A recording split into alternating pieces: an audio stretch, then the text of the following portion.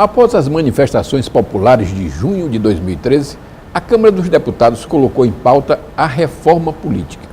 A proposta de emenda constitucional 352/2013 estabelece mudanças no sistema eleitoral e de representação dos partidos e se transformou no centro das atenções. A primeira edição do programa Mesa Redonda da TV Assembleia vai discutir esse assunto, extremamente necessário, polêmico, complexo. O Mesa Redonda está no ar. O programa Mesa Redonda de hoje vai discutir a reforma política e a PEC Vacaressa, deputado coordenador do grupo que elaborou a proposta. Qual é essa reforma? O que ela pretende mudar? Como ela é importante para o nosso país? Nós vamos discutir a partir de agora com os seguintes debatedores: Carlos Lula, advogado eleitoral; Dr. Gervásio Santos, juiz-presidente da Associação dos Magistrados do Maranhão, AMA; Rogério Cafeteira, deputado estadual pelo PSC; e Hildo Rocha, deputado federal pelo PMDB. A TV Assembleia produziu uma reportagem sobre a mobilização no Maranhão a favor da reforma política democrática e quem conta essa história é a repórter Adria Rodrigues. Junho de 2013. Manifestações em todo o Brasil.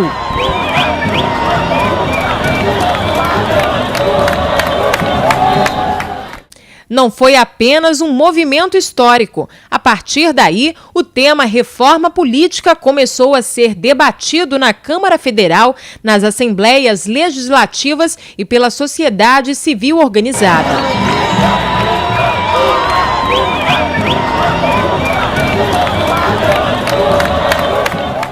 No Maranhão, o juiz Marlon Reis, diretor do Movimento de Combate à Corrupção Eleitoral, mobilizou por meio da internet movimentos sociais, autoridades, ONGs, igrejas e instituições da sociedade civil para participar de um evento e debater as ideias.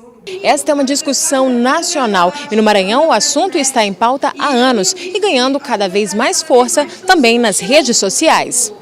A reforma política é o assunto da vez, é o centro do debate político brasileiro hoje. Na verdade, nós estamos numa encruzilhada, a possibilidade de dar passos atrás, com propostas que aprofundem a desigualdade e o abuso do poder econômico nas eleições, e temos essa movimentação da sociedade civil que acontece aqui, mas também acontece em todo o Brasil, pela introdução de mecanismos de igualdade nas eleições, redução do peso do dinheiro, a possibilidade de que os partidos se apresentem de forma mais programática e não como indivíduos disputando o voto clientelista. Os parlamentares estaduais também participaram da discussão. O que está acontecendo na verdade? Nós temos um projeto que está sendo votado no Congresso Nacional, que é um projeto totalmente antidemocrático. É um projeto que ele não traduz a realidade e ele vai de encontro aos anseios da sociedade que clama por reforma política. Então, muita coisa que pode ser mudada, muita coisa que pode ser alterada e a sociedade começa a se mobilizar. Por exemplo, temas a ser discutidos, como a doação de campanha por empresas privadas, se vai ser uma doação público com relação à reeleição de presidente, de governador, de prefeito, se tem uma alteração, se permanece, se vai fazer uma união das datas de eleição para presidente e para prefeito e vereadores. Enfim, então são muitos temas a serem abordados e que há necessidade de um acompanhamento da sociedade. E a nossa legislatura começou há poucos dias. A minha presença hoje aqui é justamente para estar me inteirando dos debates, levando os debates para a Assembleia, ao mesmo tempo que trazendo a Assembleia para os debates, né? Nós sabemos que são ideologias diferentes, são 42 representatividades e a gente vai justamente estar procurando fomentar esse debate, que é a principal casa de leis do Estado, não pode ficar a par dessa discussão, que é a reforma política. Então, nós temos a plena convicção de que a Assembleia Legislativa do Maranhão estará na vanguarda dessa mudança. Essa discussão de reforma política já vem engatinhando em muitos e muitos anos no Congresso Nacional.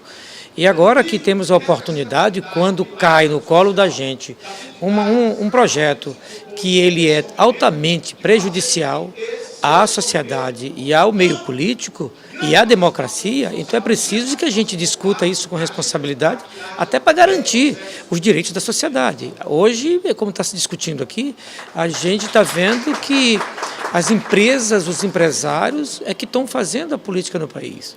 Então está tirando o direito dos trabalhadores, da sociedade civil, de poder escolher seus representantes de forma democrática, para que possam realmente ter uma representatividade como deveria ser num país democrático, realmente democrático.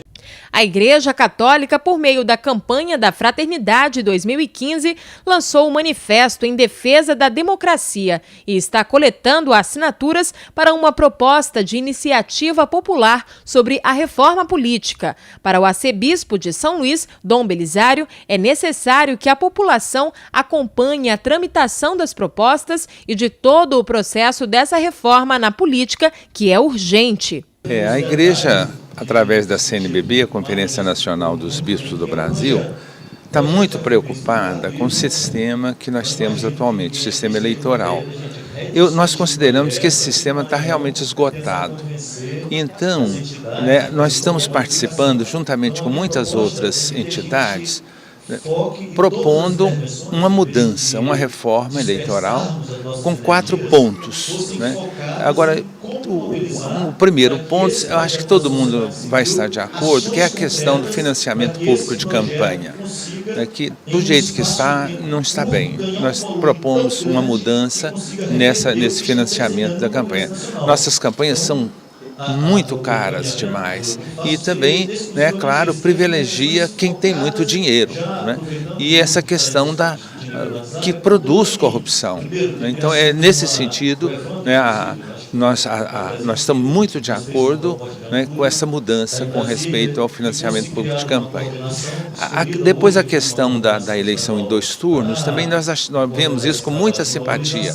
Achamos que isso pode ajudar, primeiro votando-se num partido e depois votando-se numa lista que o partido vai propor, conforme o número de votos que o partido conseguiu no primeiro turno.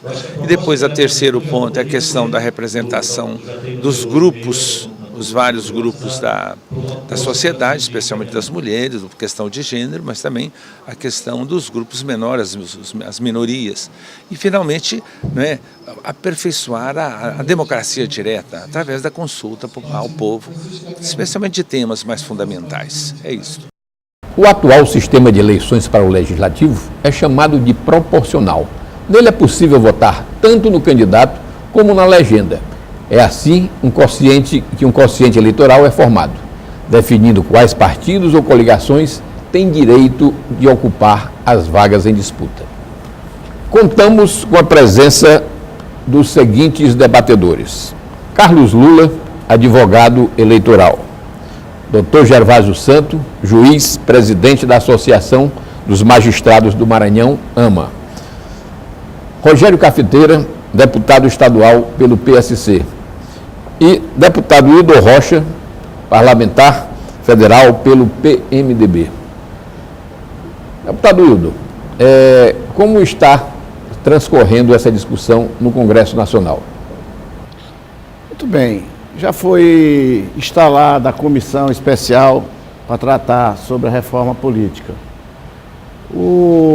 Havia um problema de admissibilidade na CCJ, e isso foi ultrapassado na medida que foi criada essa comissão. Ficou parado mais de 1 ano na CCJ.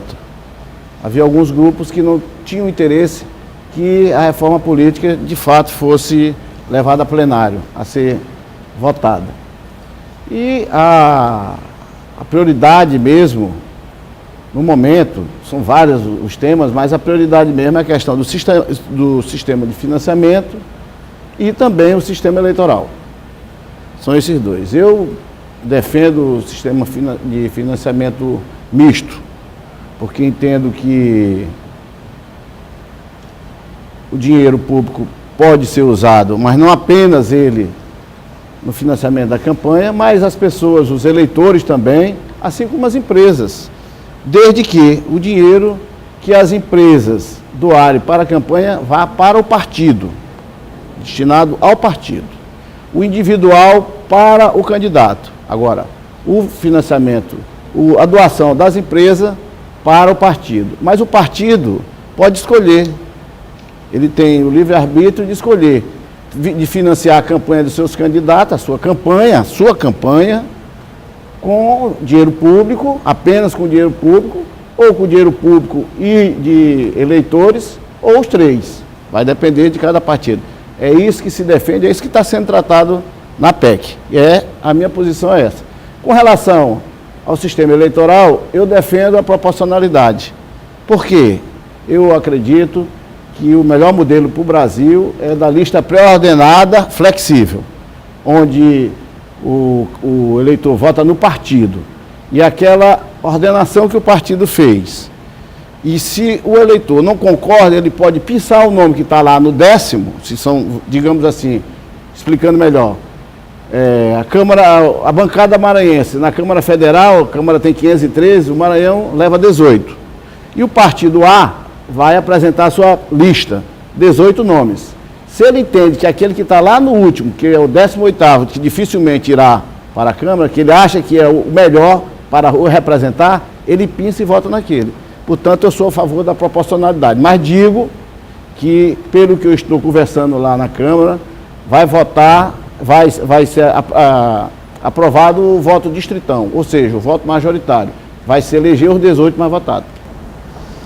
Doutor Gervásio, eu acredito que o principal problema que nós vamos enfrentar nesta questão da reforma política seja a questão do financiamento da campanha.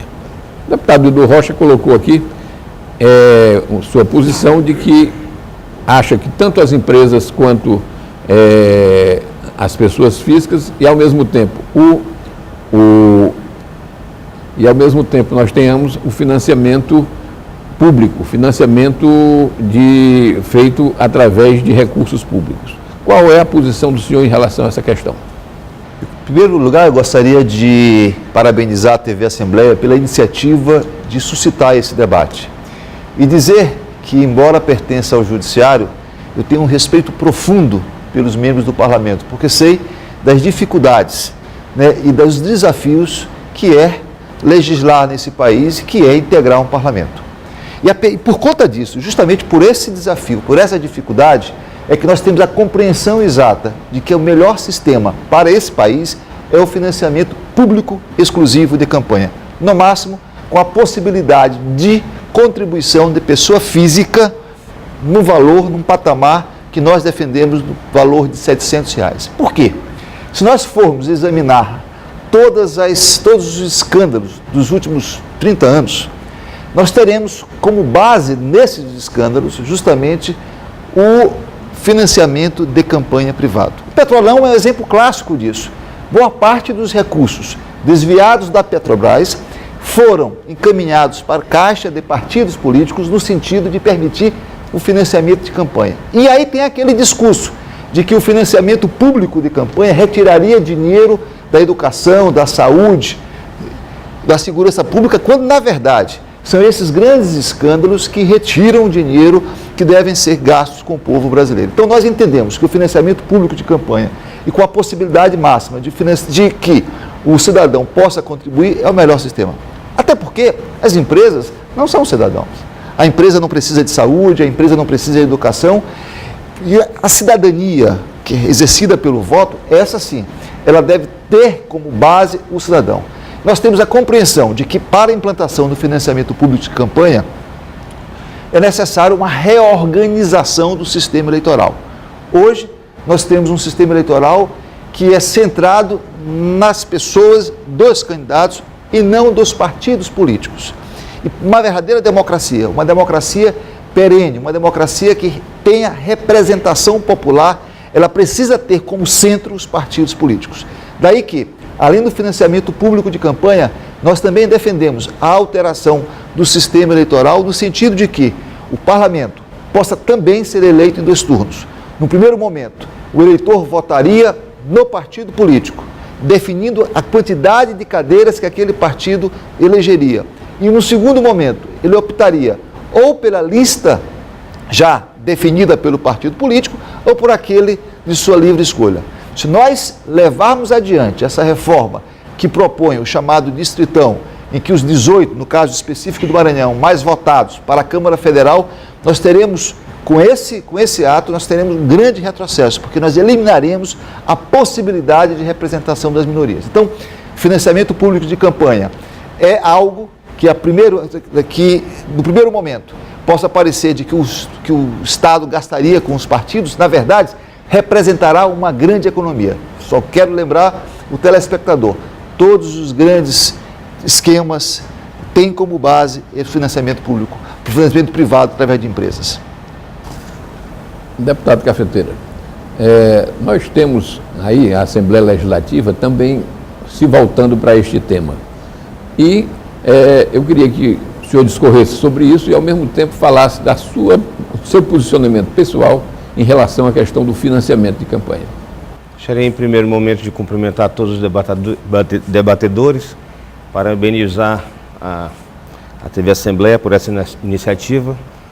E aqui a gente começa o debate e já vê a dificuldade que temos de chegar a um consenso, né? A dificuldade que é esse tema. Eu, particularmente, e falei há pouco, não na questão conceitual, mas na questão prática. Vou abordar no primeiro momento a questão de financiamento público.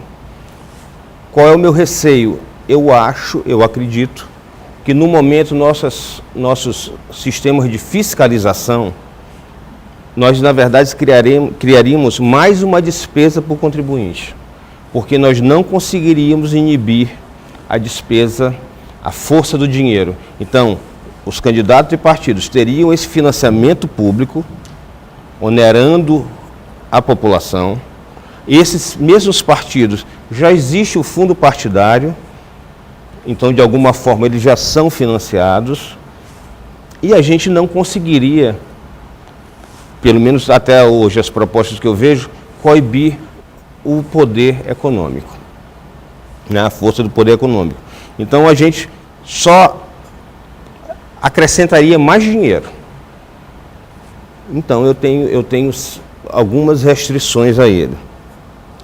Na questão da lista fechada, que defende, eu particularmente sou contra.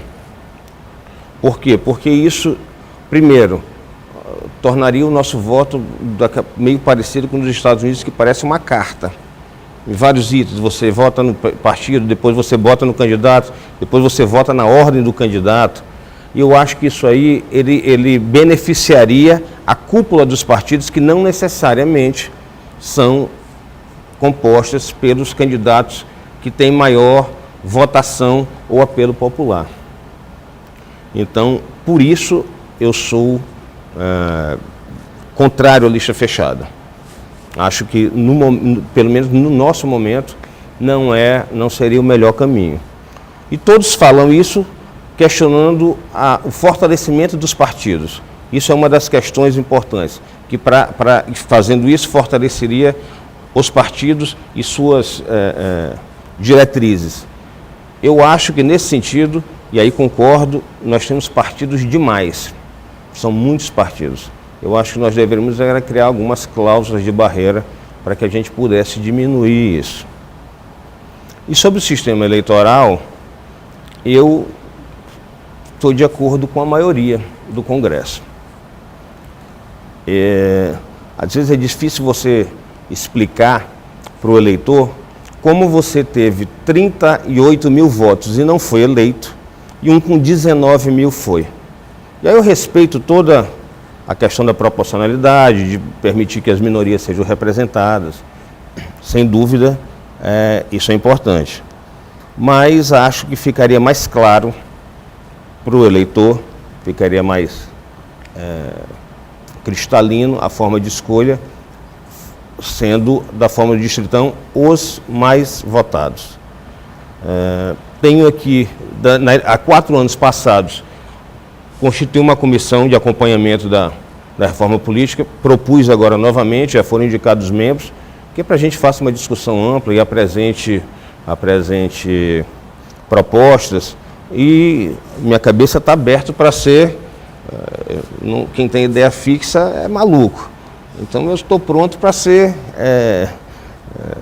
convencido que as outras propostas são melhores. Eu vejo um aprofundamento maior. Eu vou lhe dar um exemplo aqui prático. Um secretário de Estado não pode ser candidato, tem que se afastar. Certo? Então, eu não vejo como o filho de um candidato, a esposa de um candidato, o marido de um secretário, possa concorrer ao pleito. Se ele mesmo não pode, essa restrição também deveria ocorrer para cônjuges, filhos, porque você cria um desequilíbrio. E aqui o que a gente procura é que haja o maior equilíbrio possível nas disputas. Doutor Carlos Lula, o senhor é um especialista em direito eleitoral. E nós estamos vendo que, além dessas discussões que ocorrem no parlamento, estamos vendo também o Supremo Tribunal Federal debruçado sobre a questão da constitucionalidade, da questão do financiamento por parte das empresas. O senhor podia dar um quadro em relação a isso e, ao mesmo tempo, se posicionar em relação à questão da proporção do voto, do financiamento eleitoral? Lógico, e fico muito à vontade de fazê-lo exatamente por não pertencer à classe política, eu estou de fora. Estou falando aqui enquanto professor. Eu não sou deputado, portanto eu não estou no meio do fogo. O Supremo já disse claramente, o financiamento de campanhas eleitorais por meio de empresas, ele é inconstitucional. Nós já temos 6 votos declarando a inconstitucionalidade do financiamento empresarial das campanhas eleitorais. Sempre que eu escuto o argumento de que isso seria mais oneroso ao contribuinte, a pergunta que a gente tem que fazer, e aí sem nenhum tipo de hipocrisia, será que as campanhas hoje já não são financiadas pelo dinheiro público? Porque um ponto que a gente tem que destacar, e aí é um ponto que a gente tem de avançar muito ainda, é em relação à prestação de contas de campanha. A Justiça Eleitoral, ela não tem nenhuma condição hoje de estabelecer e de julgar propriamente o que se gasta. Todas as prestações de contas, e aí dos partidos de extrema esquerda aos partidos de extrema direita, eles revelam muito menos do que efetivamente se gasta. Onde é que está esse dinheiro que eventualmente irriga as campanhas eleitorais? Eu não tenho nenhuma dúvida em dizer que esse dinheiro já é dinheiro público.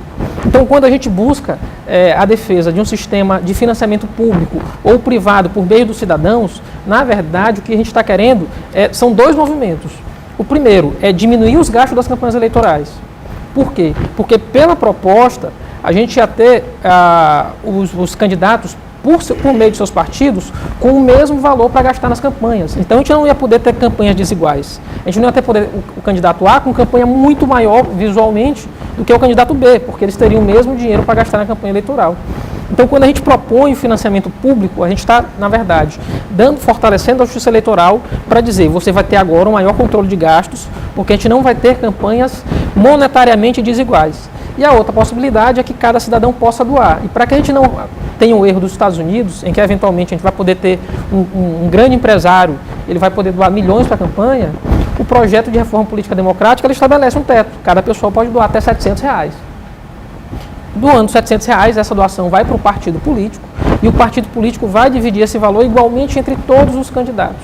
Então, na verdade, a ideia de quando se propõe o financiamento público não é simplesmente se dizer, a gente vai dar dinheiro público para a campanha. É mais do que isso, é dizer, a gente vai tentar agora permitir que a Justiça Eleitoral fiscalize de fato os gastos com as campanhas eleitorais. E mais do que isso, permitir uma diminuição dos gastos da campanha. Porque a partir do momento que a gente não consegue estabelecer sequer um teto, porque a legislação prevê que o Congresso deve estabelecer um teto a cada eleição. O Congresso nunca conseguiu estabelecer esse teto. Então, cada partido diz quanto vai gastar. Então, o céu é o limite. Então, um candidato a um partido pequeno, ele pode dizer que vai gastar 100 mil. No partido grande, ele vai gastar 10 milhões. Então, a gente desiguala já a partir daí, já do início, a campanha eleitoral.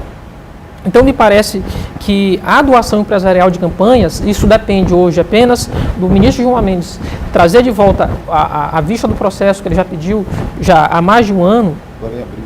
E agora em abril já completa um ano do pedido de vista. Há uma pressão para que ele devolva isso, para que o Supremo possa finalizar e aí o debate no Congresso se der em outro patamar, vai se dar em outro patamar.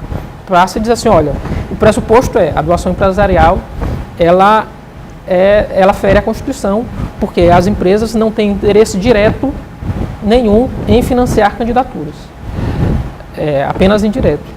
Em relação aos sistemas eleitorais, isso é sempre difícil, complicado de se explicar. Eu dou aula para o último período do curso de Direito. Então, Então, em tese, são pessoas muito esclarecidas, são uma pequena parcela da sociedade. E meus alunos do último período do curso de Direito têm dificuldade de entender como funciona o sistema proporcional. Quando a gente explica, de fato, eles passam a entender que a ideia do sistema proporcional é exatamente permitir que os partidos sejam todos representados no parlamento. O partido é exatamente isso, é uma parte da sociedade. Então, quando a gente cria o sistema proporcional, é para permitir que as minorias também sejam representadas. A ideia do sistema proporcional é esse. Qual é o problema do sistema proporcional no Brasil? São dois. A gente não tem um sistema proporcional de partidos, porque a gente não tem uma vinculação forte aos partidos políticos, porque a gente tem um sistema proporcional de lista aberta. O sistema proporcional de lista aberta, como ele existe no Brasil, é um caso único do mundo. Hoje, o único país com sistema proporcional de lista aberta é o Brasil. Já houve outras experiências no mundo, mas nenhum em um país como o Brasil. A gente tem o nosso sistema proporcional de lista aberta desde 1932. Quando a gente fala para a população que em outros lugares a gente não vota na pessoa, a gente vota no partido, se estranha. Ou a gente pode votar em lista, a gente pode ter uma lista flexível. Mas, para mim, o pior dos mundos é o que parece que está prestes a ser votado na Câmara, que é o distritão. Porque aí a gente acaba com a ideia do parlamento, de representar minorias, de ter a sociedade representada. O que faz o parlamento ter força é a sua pluralidade. E a partir do momento que a gente diz que o sistema majoritário vai prevalecer no parlamento, a gente está acabando com isso. A gente está dizendo, olha, os 42 mais votados serão os deputados estaduais na Assembleia. E o sistema proporcional é exatamente para evitar isso. É para que as minorias também sejam representadas. Mas a gente só consegue ter um sistema proporcional que tenha mais sentido se a gente estabelecer, obviamente, restrições, por exemplo, como a cláusula de barreira, mas, sobretudo, fortalecer as ideias de partidos políticos. Hoje, os partidos, tal como existem no Brasil, eles representam pouca coisa. Bom, nós vamos agora para um rápido intervalo e voltamos com o Mesa Redonda.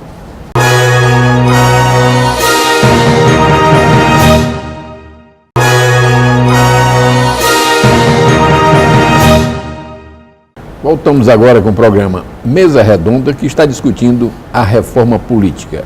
Vamos agora para um outro bloco, né? E nesse outro bloco vamos contar novamente com a presença dos mesmos debatedores. Carlos Lula, advogado eleitoral, Dr. Gervásio Santos, juiz-presidente da Associação dos Magistrados do Maranhão, AMA, deputado Rogério Cafeteira, deputado estadual pelo PSC, e Hildo Rocha, deputado federal pelo PMDB. Nós tivemos aqui uma questão mais formal em que eu indicava quem deveria falar, mas durante aqui nosso intervalo o que nós vimos é que o tema é bastante vibrante, é bastante polêmico, né? E as pessoas se manifestaram. Eu gostaria que aí a própria discussão se tornasse mais franca, mais aberta e que eu servisse apenas como moderador. Vamos dar liberdade aí para se colocar o tema que se quiser. Mas, na verdade, a questão da reeleição está dentro também da questão da reforma política. Para enfatizar só o que foi passado no bloco passado, minha posição, sobre a questão e aqui no intervalo estávamos discutindo, sobre o financiamento de campanha público. E qual é o meu grande receio? É que ele seja um valor a mais agregado às campanhas. E a gente não tenha, hoje eu não vejo nos nossos sistemas de fiscalização o poder de coibir. O Dr. Gervásio me ponderou aqui que a gente veria isso pelo volume de campanha. Qual outro receio que eu tenho, assim ocorrendo, Dr. Gervásio? É que a gente judicialize ainda mais as campanhas. Porque hoje, se nós formos ver, o Dr. Carlos Lula tem um conhecimento maior que eu, hoje, principalmente nas eleições municipais, você ganha e passa 4 anos brigando para permanecer no cargo, né? Eu diria o seguinte, talvez a atual forma de financiamento de campanha, os principais prejudicados são vocês, parlamentares. Vocês sabem o quanto é difícil fazer uma campanha. Primeiro, uma campanha extensa, quase 90 dias, quase 100 dias de campanha, que você tem que percorrer e ter gastos de toda a natureza. Na medida que você tem um financiamento público de campanha e que esse financiamento público com a contribuição ainda do privado do cidadão, encaminhado ao partido político, em que o partido político estabeleça regras regras proporcionais para todos os candidatos, você vai dar a mesma oportunidade a todos os candidatos. Isso vai baratear o custo da campanha eleitoral em si. Isto vai implicar a necessidade de reduzir o prazo de campanha. Os senhores sabem que quando chega o final do dia seguinte da eleição, os senhores estão absolutamente esgotados pelo esforço que realizaram durante o período. E mais, nós precisamos aprofundar a questão relacionada aos partidos políticos. Hoje no país, nós não sabemos qual é a diferença de um partido de direita, de esquerda, de extrema direita, porque todos os partidos, né, passam a ser secundários, quer pela questão do financiamento. Hoje, quem se financia é o candidato. Então, o candidato que tem recursos, ele se financia. O candidato que não tem recursos, ele não se financia. Então, quando nós defendemos o financiamento público, nós apenas estamos dizendo, olha, numa democracia, todos têm que ter a mesma oportunidade. Nós temos que ter uma eleição centrada no verbo e não na verba. Olha, veja bem, com relação à questão da judicialização das eleições, ela ocorre muito entre os próprios membros das coligações e dos partidos. É o que a gente pode observar. E um pouco menos do Ministério Público Eleitoral. Mas no momento que você estabelece como sistema eleitoral a lista pré-ordenada, flexível, acaba com a judicialização. Porque você fortalece o partido. Hoje a maior disputa dos candidatos são entre eles próprios. Eles passam a não defender a bandeira do partido, mas defender sua posição pessoal. E ele fica pensando, é uma campanha individual, o candidato A vai ter mais voto do que eu, então eu preciso ter mais voto, porque senão eu vou perder minha vaga. E fica uma disputa interna. Mas aí eu queria que você explicasse melhor, deputado, como isso ocorreria para o telespectador, por que isso acabaria com essa judicialização? Porque Vossa Excelência há de convir comigo que se Vossa Excelência ficar na minha frente na lista, eu posso também tentar lhe derrubar, porque ele derrubando eu acendo. A lista é pré-definida. Mas ela não é flexível? Mas a partir do voto... Não, na hora que tu pensa que ela seja flexível, que tu pensa que aquele candidato ele passa a ser o primeiro, pronto, acabou, não pode botar mais, entendeu? Não existe isso. Agora, com relação ao preconceito do financiamento de empresas para o financiamento, eu acho isso preconceito. Veja bem, muitas das vezes a gente entende algumas pessoas, porque vê apenas o Petrolão, vê a questão da Petrobras. Mas não é só isso. O interesse das empresas de financiar não é para pegar obra. Eu tiro aqui um segmento importante que gera milhares de empregos no Brasil. O segmento calçadista. O que o sistema calçadista faz dentro da Câmara Federal? Eles apoiaram alguns parlamentares para que defendam o interesse dele, porque os chineses iam entrar no mercado brasileiro e tirar o emprego dos brasileiros. Então também tem isso. A gente não pode tirar a oportunidade das empresas ter seus candidatos. Mas deputado Wilder, a empresa, para ser representada na Câmara dos Deputados ou para instalar o segmento calçadista, ele não precisa doar para a campanha. Claro, mas não esse é o pressuposto. Mas no momento que ele doa para o candidato... Veja bem o seguinte, olha, um grande frigorífico desse país, um grande frigorífico, eu vou me abster de dizer o nome, ele elegeu quase 100 deputados, contribuiu com quase 100 deputados. Dos 100 deputados, entre deputados e senadores, apenas um votou contra os interesses desse frigorífico no Código Florestal. Então, o Código Florestal, ele reflete o interesse do cidadão ou o interesse do frigorífico. É isso que nós temos que... É essa a discussão que nós temos que fazer. Mas o interesse da empresa também é o interesse do cidadão, porque a empresa vive em função do cidadão. Se o cidadão não tem uma vida boa, ele também não pode ter. Eu acho assim que o financiamento exclusivamente público, ele é nocivo ao nosso sistema. Por quê? Qual é a forma que você vai financiar? Você vai repassar mais recursos, porque hoje o fundo partidário, ele repassa mais recursos para os partidos maiores. Hoje o maior beneficiado seria o PT e o segundo PMDB do meu partido. Mas o PSC aqui do Rogério, como é que vai ficar? Com menos recursos para financiar a candidatura dos membros do partido dele. E isso não está certo. Eu sou a favor que haja o financiamento misto por isso. porque o indivíduo que simpatiza com o PSC aqui do Rogério vai ajudar. A empresa que entende que o PSC representa ele bem, representa melhor, também vai poder. Deputado Hildo, nesse sentido, Vossa Excelência colocou uma coisa que eu ia questionar. Vossa Excelência, se querem um equilíbrio, Vossa Excelência concorda que Vossa Excelência, porque é do PMDB, não pode ter uma cota maior do que a minha, claro, porque sou do PSC concorrendo ao mesmo cargo. Não é verdade? É só a gente dividir igualmente. Esse problema é fácil de ser resolvido. Mas isso jamais será feito. Isso jamais será feito, porque será decidido na Câmara, e os maiores partidos vão decidir assim. Nesse sentido, já fui convencido. A reforma dos nossos sonhos jamais será feita se não houver pressão popular. A maior bancada, e aí com todo respeito, mas a maior bancada hoje no parlamento é uma bancada que interessa aos setores rurais, industriais, não é uma bancada dos setores mais populares.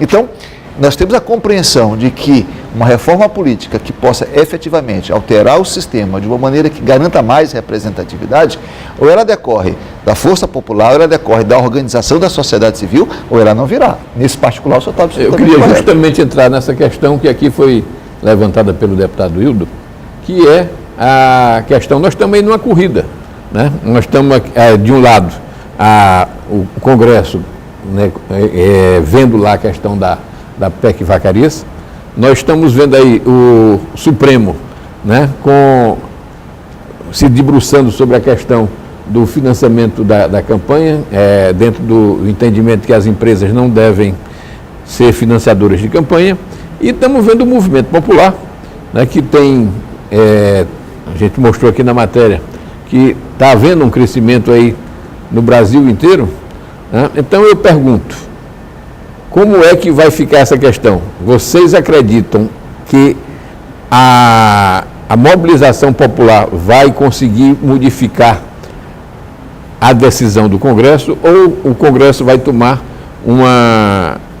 vai se voltar para dentro de si próprio e vai encaminhar essa PEC do jeito que está? O Congresso ele é legitimado para tratar sobre esse assunto. Nós fomos eleitos agora em 5 de outubro, estamos legitimados para tratar sobre esse assunto.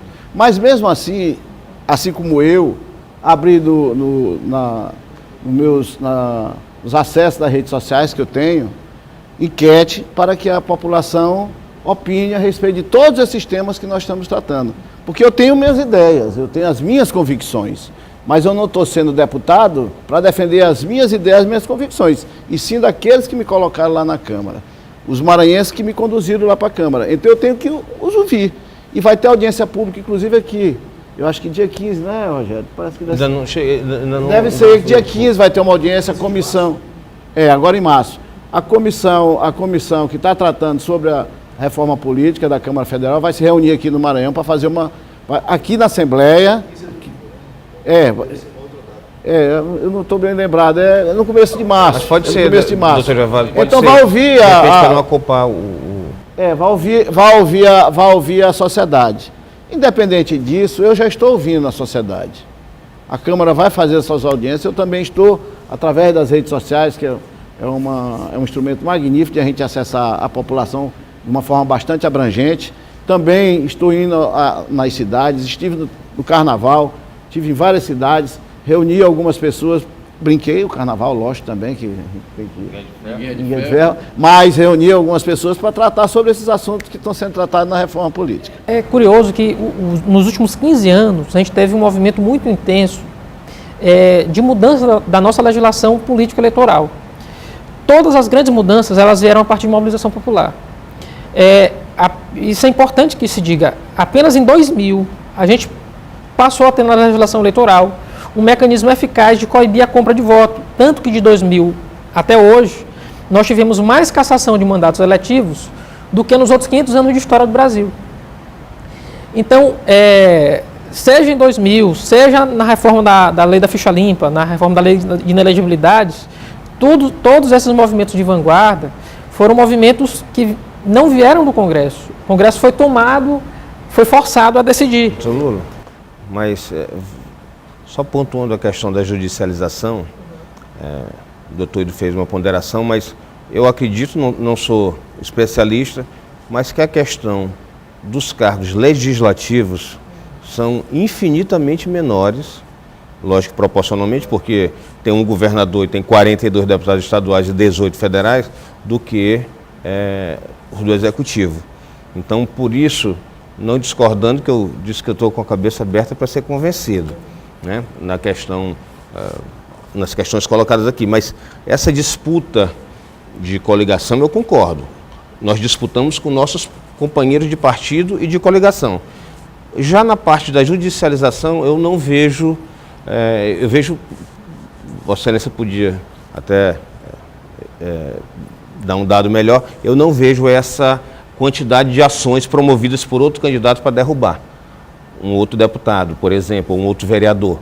Eu acho que é menor. Agora, acho que a gente tem a obrigação, cada um na sua área, que eu acho que é importante, apesar de nós termos, e aí aqui quem tem a legitimidade do eleitor é o doutor Hildo, o deputado Hildo, eu acho que a gente tem por obrigação fomentar que a sociedade se coloque, se apresente para eu queria só fazer um apresentar suas ideias. Eu queria fazer um registro, assim. Primeiro, eu acho que, sem dúvida nenhuma, a legitimidade é do parlamentar. E aqui nós temos 2 parlamentares no federal e estadual que enfrentaram uma dura campanha e que estão demonstrando que são verdadeiros democratas. Estão aqui num debate aberto a novas ideias, a discussões. Evidentemente, ninguém é dono da verdade, nem nós somos dono da verdade, nem o parlamento, mas é importante esse debate. Acho que uma democracia, uma verdadeira democracia, se constrói a partir desse debate, a partir de consensos. Nós não podemos ter a compreensão de que a verdade absoluta está de um lado. No que diz respeito à judicialização, acho que é importante lembrar de que não existe uma questão neste país que tenha repercussão na nossa sociedade que não passe hoje pelos corredores do judiciário. O judiciário, a exemplo dos demais poderes, é um poder da República. E a sua participação, e também isso acontece no processo eleitoral, ele decorre da própria Constituição. Então, creio eu, de que essas alterações, elas, mais do que aprofundar o processo de judicialização, elas irão minimizar a judicialização que hoje ocorre. Mas isso, sobretudo, é o vácuo do Legislativo. Quando o Legislativo não consegue decidir, o que é uma decisão também, o Judiciário interfere. Se a gente, verticalização, fidelidade partidária, foram decisões tomadas pelo Judiciário e não pelo Legislativo. Eu queria interromper, acho que o nosso debate está muito bom, mas o tempo está esgotado. O Mesa Redonda vai para o intervalo e volta com o último bloco de discussões.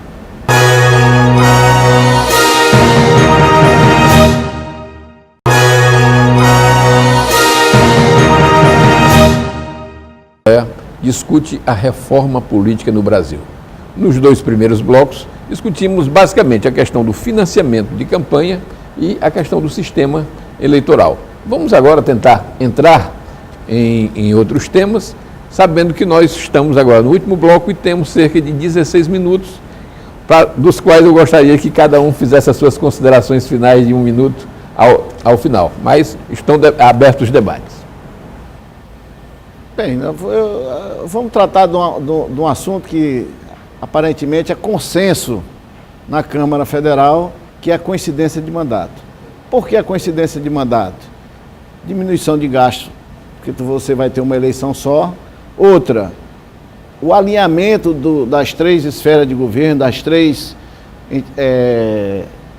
dos 3 entes da federação, com o mesmo planejamento. Porque o que acontece hoje é que o PPA feito pelo governo federal e o Estado ocorre na mesma época. E o dos municípios é época diferente. Então, há essa desassociação. E o que se quer é unificar o planejamento do Brasil das políticas públicas. Então, há esse consenso das eleições serem gerais, de vereador a presidente da República. Agora, o que há prevalecendo dentro do Congresso, dentro da Câmara Federal, é para que haja as eleições gerais em 2018. E como vai ser ela feita em 2018? Haverá um mandato tampão de 2 anos para os próximos prefeitos e vereadores. Já eu penso diferente. Se a premissa é diminuir os gastos, por que fazer uma eleição para apenas 2 anos de mandato? Nós tivemos recente, na história do Brasil, em 85, quando houve a volta das eleições para prefeito das capitais, um mandato tampão de 3 anos, não foi 2, 3 anos. Todos os prefeitos daquela época fizeram péssimas administrações. Por quê? Porque o tempo é muito pequeno. O tempo é muito pequeno. Se nós vamos fazer um mandato de apenas 2 anos, na verdade nós vamos ter um mandato de 1 ano. Porque o último ano do mandato de um prefeito é a eleição, já não faz praticamente nada. Então, para mim, é prejudicial à sociedade brasileira. Apresentei uma PEC, estou colhendo assinaturas. Eu sei que vai ser difícil passar no Congresso para que seja prorrogado por mais 2 anos o mandato dos atuais vereadores e os atuais prefeitos que foram eleitos em 2012. E vejam bem que eu estou indo contra o meu principal adversário político, que é prefeito. Eu vou dar mais 2 anos de mandato para ele. Mas, para o Brasil, o melhor é a prorrogação deste mandato dos atuais prefeitos e vereadores. Eu tenho uma sugestão. Por que a gente não prorroga a próxima legislatura ou os próximos mandatos por 6 anos? E aí a gente coincide mais à frente. Porque eu vejo um problema que pode ser um problema de ordem constitucional na sua proposta, apesar da sua relevância, de entender que ela busca resolver da melhor forma esse problema. Eu sou a favor da coincidência dos mandatos. Eu acho que é mais barato para o país. Que é o seguinte: como estender ou como permitir que se estenda se o povo concedeu aos atuais mandatários um mandato de apenas 4 anos? Eu vejo que se eventualmente essa PEC fosse levada ao Supremo Tribunal Federal, a gente ia ter sérios riscos dela ser declarada inconstitucional. Mas não é cláusula pétrea, ela não pode ser constitucional. E eu vejo o seguinte: no momento em que vai dar 6 anos de mandato para prefeito e vereador, os deputados vão querer 6 anos e os senadores 12. Nós já tivemos na história... E os deputados estaduais 6 também. Nós já tivemos na história do país, em 1980, os mandatos dos vereadores e prefeitos à época foram prorrogados pela ditadura por 2 anos. Isso foi alvo de muitas críticas. Por quê? Porque o mandato que os senhores parlamentares, que os prefeitos recebem, eles têm um prazo definido, previamente definido. O eleitor, quando vai às urnas, ele define, olha, eu vou votar em fulano de tal, que sei que durante 4 anos, né? 4 anos. Se você define previamente que seria 6 anos, e aqui acho que é um consenso de que a coincidência de mandatos ela é boa para o país, não há sentido de que a cada 2 anos se comece todo um processo de gasto, há um gasto também para a União em relação à atividade eleitoral, não há sentido que isso aconteça. O próprio trabalho no parlamento ele fica prejudicado, porque no ano de eleição municipal, para-se tudo, para se voltar para as bases municipais, não há dificuldade em relação a isso. Mas quando você outorga o mandato, você precisa saber quais são os poderes que você está outorgando. Isso vem, inclusive, né, na atividade jurídica, assim, na hora que eu outorgo uma procuração, eu digo, olha, eu estou outorgando uma procuração para realizar tais e tais atos. Os mandatos atuais, né, os eleitores outorgaram esses mandatos por 4 anos. E essa solução apresentada pelo Dr. Lula, me parece assim, que haveria muito mais plausibilidade, inclusive, de ser passado na Câmara. Aqui fica a sugestão a Vossa Excelência de que altere a sua PEC, né, e certamente entrará para a história, né, se aprovado. Doutor Gervásio, eu só acho que nós estamos... a sociedade clama por uma mudança mais rápida. Eu corroboro com a ideia do deputado Wildo. Apesar de ter esse questionamento, eu tenho essa preocupação com a questão jurídica. Porque eu imagino, e aí vamos entrar num outro tema que é a reeleição, nós prorrogaríamos, mas esses não teriam direito à reeleição. Correto. Né? Vamos dizer, você dá com uma mão, mas toma com a outra. Sobre essa questão de ser eleito para... E os que já estão no segundo mandato? Eles teriam aí ao final de quase 10 anos. A maior parte está no primeiro mandato. Mas é difícil a reforma, é difícil que a gente consiga atender a todos, mas eu acho que em questão de economia e questões práticas, porque eu acho que a proposição do Dr. Lula seria mais democrática, só que eu acho que o efeito dela é muito retardado. E eu aqui queria pontuar no que falamos sobre a reeleição. Eu acho que no momento, e aí vamos determinar a forma, que sejam coincididos as eleições, a gente tem um tempo maior de 5 ou 6 anos para todos, executivo e legislativo, e sem direito à reeleição. Eu acho que o Instituto da Reeleição, no Brasil, concordo. Foi uma experiência que não deu certo. Eu particularmente, e aqui eu vou discordar de todos, eu acho que a reeleição é, assim, evidentemente, guardada algumas regras que talvez hoje nós não tenhamos, mas o processo de reeleição dá a possibilidade de se reeleger a quem efetivamente tem cumprido o seu papel, é positivo. E eu vou citar um exemplo. Quando houve a discussão da reeleição, na época do Fernando Henrique, ficou muito centrado na pessoa do Fernando Henrique, mas eu quero lembrar 2 exemplos. Um do Rio de Janeiro e um de São Paulo, em que os então prefeitos municipais, no caso do Rio era o César Maia e no caso de São Paulo era o Paulo Maluf, os então os prefeitos municipais eram bem avaliados e conseguiram eleger pessoas que não tinham nenhuma expressão política. No caso do Rio de Janeiro, Luiz Paulo Conde, e no caso de São Paulo, César. Por que o senhor não apresenta o caso do presidente Lula? Veja, mas isso, exatamente, no caso do presidente Lula, que é um caso. Então não me parece que a reeleição em si seja uma coisa negativa para o país. Talvez o processo de fiscalização talvez precise ser apurado. Na fase da reeleição, eu fui prefeito reeleito. Mas quando eu me elegi pela primeira vez, não havia o Instituto da Reeleição. E assim sendo, eu fiz o dever de casa. Diziam que eu não me elegia nem em guarda de quarteirão, né? Tem esse ditado no interior. Aí eu fui trabalhando, consegui me reeleger. Mas eu sou contra o Instituto da Reeleição porque o caos que estamos vivendo hoje no Brasil, e vai ficar pior ainda, deve-se à reeleição. Se a Dilma não fosse candidata à reeleição, ela tinha feito o dever de casa lá atrás. O remédio não seria tão amargo como vai ser agora, como já está sendo. Veja bem, a pessoa casa hoje.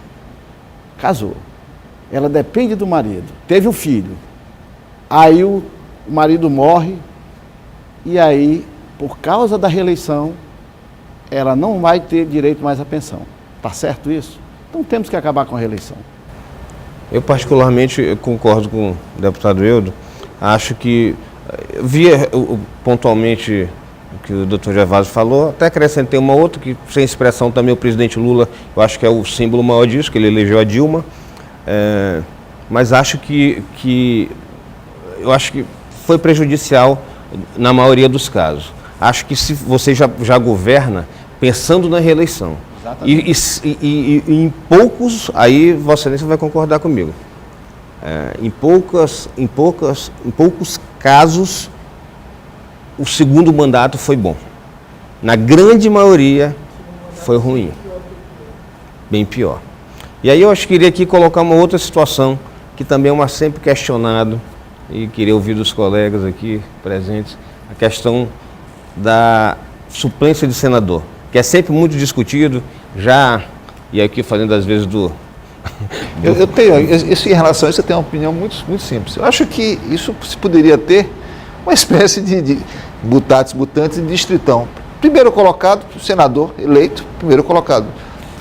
O segundo colocado assumiria a vacância. Foi um processo simples. Mas nós temos que lembrar que aí nós teríamos que mudar também a eleição de governador.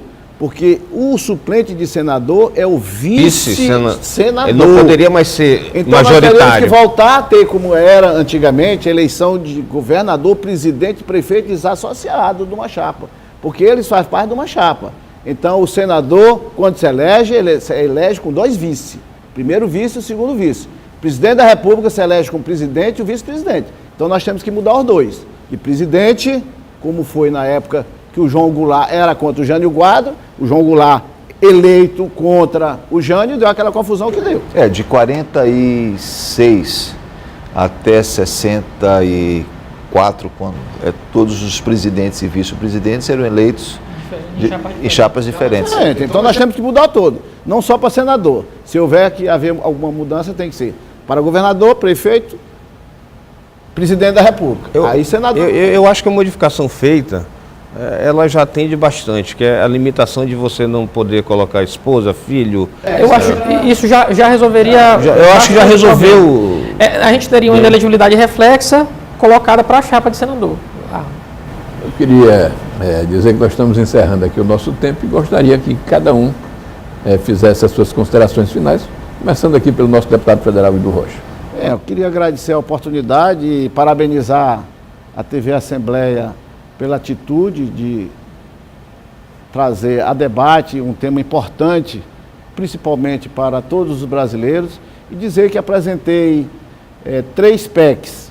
Uma que trata sobre a prorrogação dos mandatos dos atuais prefeitos e vereadores, a outra que limita os gastos de campanha para que haja um equilíbrio na disputa, e um terceiro é a antecipação do voto dos policiais militares, corpo bombeiro, policiais civis, que vão trabalhar no dia da eleição, porque eles deixam de votar. E como eu sou a favor do voto facultativo, e entendo que o voto, por ser facultativo, ele é, na verdade, um direito. E a gente não pode cercear o direito do cidadão que vai trabalhar de votar.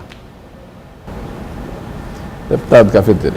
Queria agradecer aqui o convite e, mais uma vez, ressaltar a iniciativa aqui da TV Assembleia e já pedir, doutor Luiz Pedro, que a gente possa fazer uma segunda rodada, porque o tempo foi curto para o debate e por esclarecimento. Às vezes eu mesmo tenho dúvidas de algum tema, eu acho que é importante e queria aqui já convidar, quando da vinda dessa comissão especial, convidar o doutor Carlos Lula e o doutor Gervásio para que a gente possa participar. Também vamos ter uma aqui na Assembleia e gostaria já de contar com a colaboração de vocês. Castro, que é um vizinho nosso do Piauí, que é o relator, para incluir eles no debate. É importante para que a gente possa ouvir mais opiniões e chegar a um consenso. Acho difícil, mas a um projeto plausível. Doutor Carlos Lula. Mais uma vez, agradecer, parabenizar a TV Assembleia pela oportunidade e dizer que eu acho que esse sim é um local de onde se deve fazer reforma política. O professor português, Joaquim Gomes Canotilho, ele cita um autor e diz o seguinte, uma frase que eu gosto muito: a princesa, ela não precisa mais dormir por 100 anos para perceber que sua volta tudo mudou. E esse é o dilema do parlamento hoje. O parlamento sempre foi o lugar dos grandes debates, onde sempre se demorou muito tempo para debater. O problema é que o mundo, ele exige hoje do parlamento um tempo muito mais acelerado. Se o parlamento demora 20 anos para debater uma reforma política, o judiciário vai e faz. E nem sempre sai bem feito. O maior exemplo, isso que a gente tem hoje, é do problema da fidelidade partidária.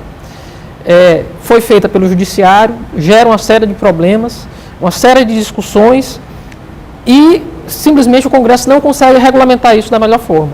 Então, o que o Congresso tem também de saber é que quem é dotado de legitimidade para debater e construir uma reforma política é o Parlamento, é o Poder Legislativo. É essa legitimidade que a gente tem que trazer de volta ao Poder Legislativo. Acho que é a partir de debates como esse que a gente consegue fortalecer o Legislativo. Doutor Gervásio. A TV Assembleia está de parabéns. Tá? Parabéns por trazer esse debate, por trazer opiniões, que são opiniões divergentes, mas que pode se construir um consenso. Eu acho que o Parlamento é o local adequado. De todos os poderes da República, o mais democrático deles é o Parlamento. Justamente porque aqui no Parlamento você tem opiniões divergentes e trabalha-se com a possibilidade de se construir os consensos. Então a Assembleia, ao estimular esse tipo de debate, ao estimular o debate da reforma política, ao trazer esse tema para o seio da sociedade, está cumprindo um papel de relevante importância para a construção do processo democrático. Acho que judiciário, executivo, legislativo, todos juntos, nós temos condições efetivamente de contribuir com o debate, mas a palavra final, sem dúvida alguma, ela é do Parlamento. E aqui é o fórum apropriado.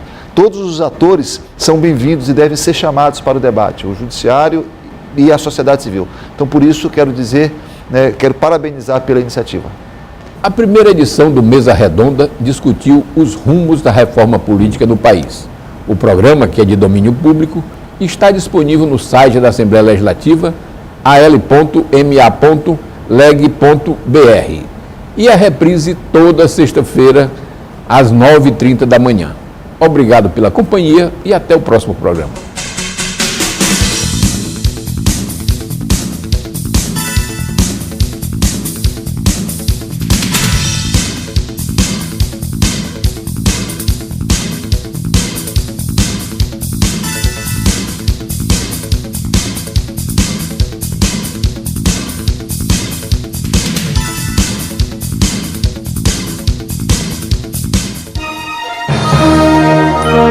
Música